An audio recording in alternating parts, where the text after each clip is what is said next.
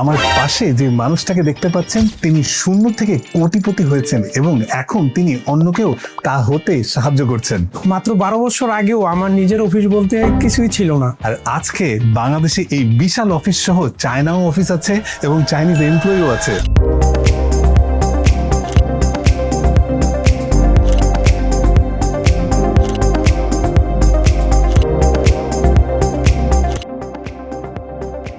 আমি রাসেল, স্কাইবের founder and CEO. Actually Shuvo ভাই আমাকে যতটা সুন্দরভাবে পরিচয় করে দিয়েছে আমি হয়তো ততটা না। আমি বিগত 12 বছর যাবৎ বাংলাদেশের বিভিন্ন ব্যবসায়ীদেরকে চায়নার বিভিন্ন প্রভিন্স থেকে প্রোডাক্ট এনে দিচ্ছি। কিন্তু প্রশ্ন হচ্ছে উনি নিজে না হয় ব্যবসা বড় করেছে বুঝলাম, কিন্তু অন্যকে কিভাবে কোটিপতি হতে হেল্প করছে এটা বোঝা দরকার। আমি এখন যে বিজনেসটা করতেছি এর পিছনে রাসেল ভাইয়ের অবদান অনেক। ইন্টারেস্টিং না?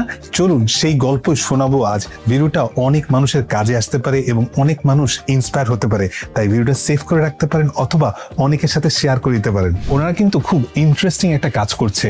ব্যবসা করতে গেলে চায়না থেকে মাল না এনে আপনি হয়তো থাকতে পারবেন না। আর স্কাইবাই যেটা করছে, চায়নার বিভিন্ন প্রভিন্স থেকে আপনার পছন্দ করা প্রোডাক্টটা পারচেস করে তাদের নিজস্ব সাপ্লাই চেনের মাধ্যমে বাংলাদেশের প্রোডাক্টটা এনে আপনার প্রোডাক্ট আপনার দ্বার প্রান্তে পৌঁছে দিচ্ছে, যেখানে আপনাকে কোনো হ্যাসেল নিতে হবে না। সব কাজ ওরা করে দিবে ওদের নিজস্ব সাপ্লাই চেনের মাধ্যমে। কিন্তু এত ব্যবসা থাকতে উনি এই ব্যবসায় আসলো কেন এবং এই আইডিয়াটা আসলো কোত্থেকে?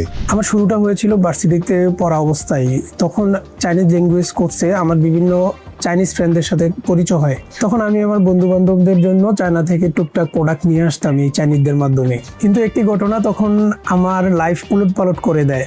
শিপিং কোম্পানির একটি ভুলের কারণে তখন আমার অলমোস্ট 35 লক্ষ টাকা লস হয়। তখন আমি প্রতিজ্ঞা করি আমার ফুল সাপ্লাই চেইনটা আমি নিজে তৈরি করব, কোনো থার্ড পার্টির উপর ডিপেন্ডেন্ট করব না, যেন অন্য কোনো ব্যবসায়ী আমার মতো এই ধরনের লসের শিকার না হয়। উনি বলতেছিল যে উনি ছোট অবস্থায় 25 লাখ টাকা ধরা খাওয়ার পরে যে প্রতিজ্ঞা করেছিল যে ছোট উদ্যোক্তারা যাতে এরকম ধরা না খায়, তার একটা প্রমাণ আমি পেয়েছি ওনার সাথে গল্প করতে করতে।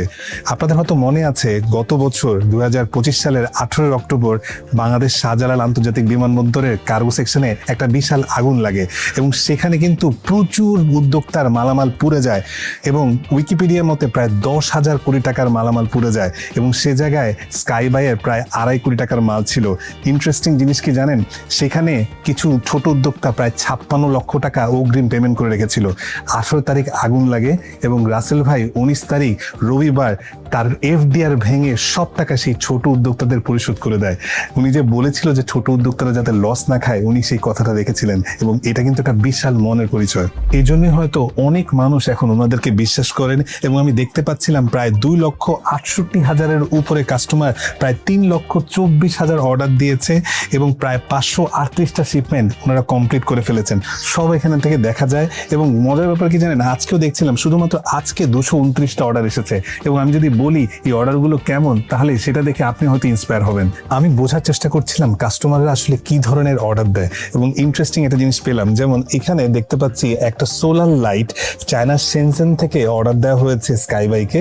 স্কাইবাই এখন যেটা করছে, এখানে দামও লেখা আছে, 42 টাকা করে অর্ডার দেওয়া হয়েছে এবং এই ভদ্রলোক প্রায় 2000 পিসের অর্ডার দিয়েছেন। স্কাইবাই এখন যেটা করছে, এই ম্যানুফ্যাকচারার থেকে বা এই সাপ্লায়ার থেকে মালটাকে পিক আপ করছে, তারপর কোয়ালিটি চেক করে সকল কাস্টমস ফর্মালিটিস পূরণ করে বাংলাদেশে এনে কাস্টমারের কাছে পৌঁছে দিচ্ছে। এবং আমি হিসাব দেখছিলাম 42 টাকা দিয়ে প্রোডাক্ট আনার পরে শিপিং চার্জ, ট্যাক্স, তারপর হচ্ছে ডিউটি সবকিছুর পরে মাত্র 65 টাকায় ওনার হাতে পৌঁছে দিচ্ছে। হয়তো এই সোলার লাইটটা উনি অ্যাটলিস্ট 120-30 বা তার বেশি বিক্রি করবেন। তাহলে বুঝতেই পারছেন আসলে এই পুরো ব্যবসাটা কিভাবে কাজ করে। ভাই আমি 5 বছর আগেও ব্যাংক জব করতাম। আচ্ছা। তো আমি রাসেল ভাইয়ের অনুপ্রেরণায় কিডস অ্যাক্সেসরিজ নিয়ে চায়না থেকে ইম্পোর্ট করা শুরু করেছি এবং আল্লাহর রহমতে খুব ভালো পজিশনে আছি এখন। আর আসলে রাসেল ভাইয়ের সাথে কাজ করার সবচেয়ে বড় অ্যাডভান্টেজ হচ্ছে আমি যে পেমেন্টটা করছি, আমি পেমেন্টে কোনো টেনশন ফিল করতেছি আমার পেমেন্টটা লস হবে কিনা, কারণ আমি পেমেন্ট করতেছি প্রোডাক্টটা প্রপারলি পার্সেস হচ্ছে এবং টাইম মতো আমি প্রোডাক্ট পাচ্ছি। আবার অনেক সময় হয়তো আসার পরে ড্যামেজ পাচ্ছি, সেক্ষেত্রে ওনাদের কমপ্লেন দিলে ওরা কিন্তু ফুলটা আমাকে রিফান্ড করে দিচ্ছে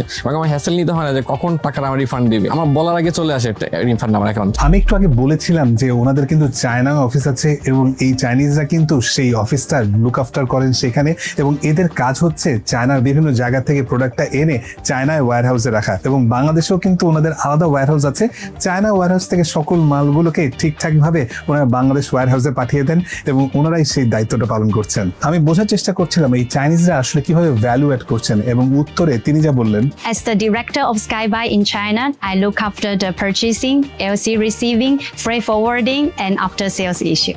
এই ভিডিও দেখার পর আপনাদের হয়তো অনেকের ইচ্ছা হচ্ছে চায়না থেকে মাল এনে বা প্রোডাক্ট এনে ব্যবসা শুরু করার।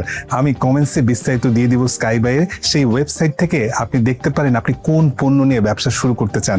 চাইলে সেখান থেকেও সিলেক্ট করতে পারেন, অথবা আপনার যদি নিজের কোনো সাপ্লায়ার পরিচিত থাকে এবং আপনি বুঝতে পারছেন না কিভাবে মালামাল আনবেন বা প্রোডাক্ট আনবেন, তাহলেও আপনি স্কাইবাইয়ের সাথে যোগাযোগ করতে পারেন এবং স্কাইবাই থেকে কোটেশন নিতে পারেন। তারপর আপনি ফিজিবলি স্টাডি করে অর্ডারটা প্লেস করতে পারেন। আমার মনে হয় আজকের এই ভিডিওটা এবং রাসেল ভাইয়ের স্টোরিটা অনেক মানুষকে ইন্সপায়ার করবে এবং অনেকেই নতুন করে ব্যবসা করার কথা চিন্তা করবেন। আমি রাসেল ভাইকে বলছিলাম যদি কেউ স্কাইবাইয়ের সাথে ব্যবসা নাও করে, তাও যদি কারো কোনো পরামর্শ দরকার হয় রাসেল ভাই ফ্রিতে তা হয়তো আপনাদেরকে দিবে। ভিডিওটি যদি ভালো লাগে সবার সাথে শেয়ার করে দিবেন। দেখা হবে পরবর্তী কোনো ভিডিওতে, পরবর্তী অজানা কোনো তথ্যের ভিডিও নিয়ে। ততক্ষণ পর্যন্ত বাই বাই।